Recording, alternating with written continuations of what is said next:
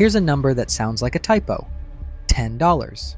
That's roughly what it costs to fully charge a certified 4-seat electric aircraft and fly it for close to an hour. A Cessna 182, the workhorse of American flight schools for decades, burns somewhere between $100 and $250 in fuel for that same hour in the air. This isn't a concept aircraft or a science project. It's already certified, already flying paying passengers, and it's already breaking the business model an entire industry was built on. This is the RX-4E, developed by the Liaoning General Aviation Academy in China. And unlike a lot of headline-grabbing electric aviation projects that never leave the prototype stage, this one has actually done the hardest part, getting a government aviation authority to sign off on it as safe to fly commercially. By the end of this video, you'll understand exactly how the economics work, why well-funded American competitors are still stuck on the ground, and where this aircraft genuinely can't compete, because that part matters too. The Liaoning General Aviation Academy has been quietly building toward this moment since 2015, developing electric aircraft prototypes years before electric aviation was a phrase most people outside the industry had ever heard. The RX-4E itself first took flight as a prototype back in October of 2019. It spent the following 5 years going through flight testing, design refinement, and the single hardest part of the entire process: certification. On December 29, 2024, Chinese aviation regulators formally certified the RX-4E as airworthy for passenger flight. That date matters, because it's the moment this stopped being an experiment and became a commercial product. To understand why a $10 flight is even physically possible, you have to start with the core problem every electric aircraft engineer is fighting against: energy density. Gasoline packs roughly 40 times more usable energy per kilogram than the best batteries currently flying. That single physical fact is the entire reason electric aviation has lagged decades behind electric cars. A car can carry extra battery weight and just accept a shorter range. An aircraft has to get off the ground first, which makes every extra pound of battery weight a direct trade against how much the plane can even lift. The RX-4E's answer to that problem is aerodynamic, not just electrical. It uses long, low-drag wings specifically shaped to squeeze maximum lift out of every unit of energy on board, paired with an electric motor rated at around 92% efficiency.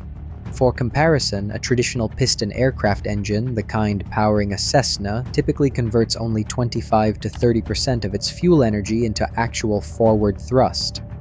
The rest is lost as heat and noise.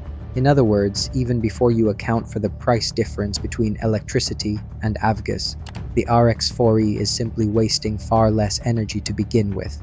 Then there's the part that actually makes this practical for a working flight school, instead of just an engineering demonstration: battery swapping. Instead of waiting around for a slow recharge, ground crews can physically swap a depleted battery pack for a charged one in about 3 minutes. That's faster than most people spend filling a car with gas, let alone refueling an aircraft. Run the actual numbers, and the gap is hard to overstate. A full charge costs somewhere around $10, all-in operating cost, including maintenance and battery wear, lands somewhere around $40 to $60 per flight hour. A Cessna 182 doing the same flying costs somewhere between $150 and $250 per hour once you include fuel and the ongoing wear on a combustion engine. For a flight school running 5 aircraft, 4 hours a day, 6 days a week, that gap isn't a rounding error. It's a 6-figure difference in annual operating costs, and that's before you even factor in engine overhauls. There's a training benefit here too that's easy to overlook. Electric powertrains are mechanically simpler than piston engines. No mixture control, no carburetor icing to watch for, no engine leaning procedures to teach a nervous student pilot on their first solo flight. For flight instructors, that simplicity means less time spent teaching engine management and more time spent teaching actual flying. It's a small detail, but across thousands of training hours a year, it adds up to real instructional efficiency. And that cost advantage isn't limited to fuel versus electricity. It's why some American aviation investors, watching this unfold from thousands of miles away, are quietly asking whether their own multi-hundred-million-dollar electric aviation bets are actually solving the right problem. Here's the part that should genuinely frustrate anyone rooting for American aviation companies. The engineering problem was never really the bottleneck. Companies like Beta Technologies and Bi Aerospace, both based in the United States, have been building genuinely capable electric aircraft for years, backed by hundreds of millions of dollars in venture funding. Their designs are not inferior. What's held them back is a regulatory environment that, until very recently, had almost no established framework for certifying electric propulsion in aircraft at all. The Federal Aviation Administration has historically built its certification processes around combustion engines that have been understood for the better part of a century. Electric propulsion is comparatively new territory, and building a rigorous, safe certification pathway from scratch takes years, sometimes closer to a decade, even when the underlying aircraft is ready to fly. That's not incompetence. Aviation safety regulation is deliberately, appropriately slow, because the cost of getting it wrong is measured in lives, not dollars. But slow and safe on one side of the Pacific, combined with a government aviation authority willing to move faster on the other side, means the same underlying engineering problem gets solved on two very different timelines. To put the scale of that funding gap in perspective, Beta Technologies alone has raised well over $1 billion from investors betting on electric aviation. Bi Aerospace has raised smaller but still substantial venture rounds toward the same goal. Both companies have flying prototypes with genuinely impressive engineering behind them. Neither has a fully certified, commercially available aircraft on the market yet. Meanwhile, a Chinese aviation academy with a fraction of that funding got there first, not because the engineering was easier, but because the regulatory finish line was closer. If a 5-year-old certified aircraft can already do something most American electric aviation companies are still years away from bringing to market, it's worth understanding exactly where the gap actually is. Hit subscribe because that gap is bigger than most people realize, and it isn't where you'd expect.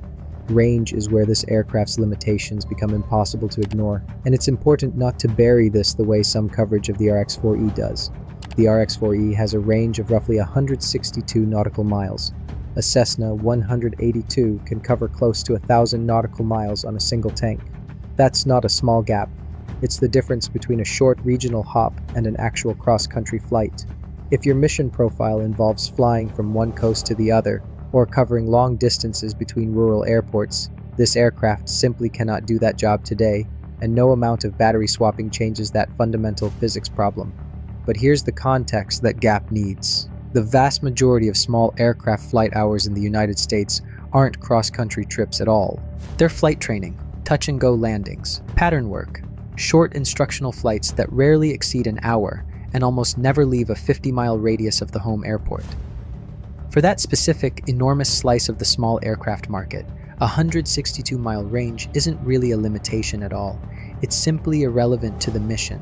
The purchase price tells a similar story of a very specific use case rather than a universal replacement.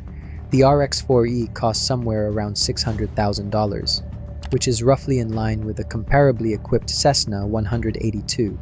So the sticker price isn't actually the selling point here.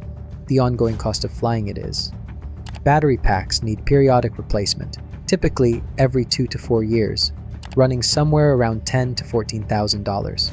Compare that to a traditional piston engine overhaul, which usually runs $30,000 to $50,000 on a similar replacement cycle.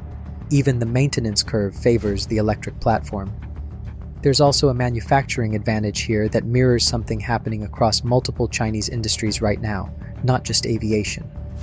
Electric motors, battery cells, and battery management systems, developed at massive scale for China's electric vehicle industry, are increasingly being adapted into other applications, electric aircraft being one of the more surprising examples. The RX-4E isn't sourcing exotic, low-volume aerospace-grade batteries built from scratch. It's benefiting from battery technology that's already been refined and mass-produced by the millions for cars, which helps explain both the cost and the relatively fast pace of iteration.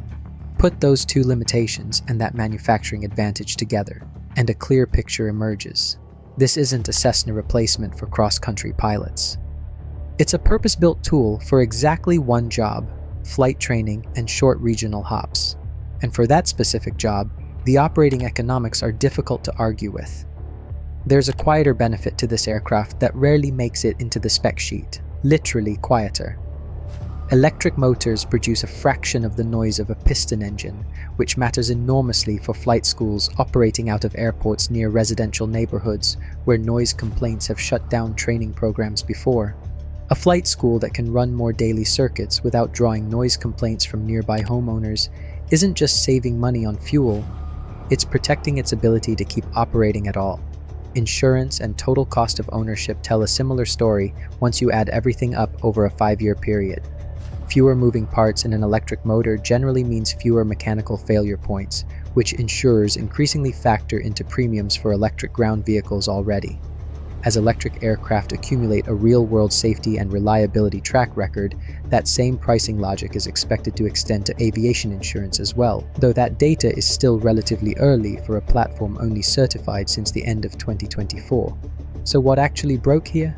Not the plane's ability to fly long distances, it genuinely can't, and pretending otherwise would be dishonest.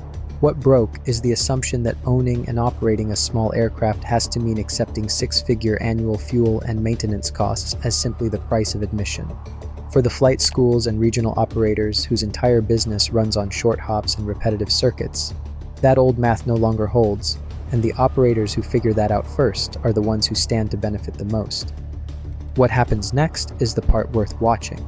If a program like this keeps iterating at the pace it has since 2019, moving from prototype to full certification in 5 years, it's reasonable to expect larger electric airframes and longer-range variants built on the same battery swap approach within the next several years. If that range gap starts closing even modestly over time, the argument for sticking with a piston-powered fleet gets harder to make with every passing flight training season.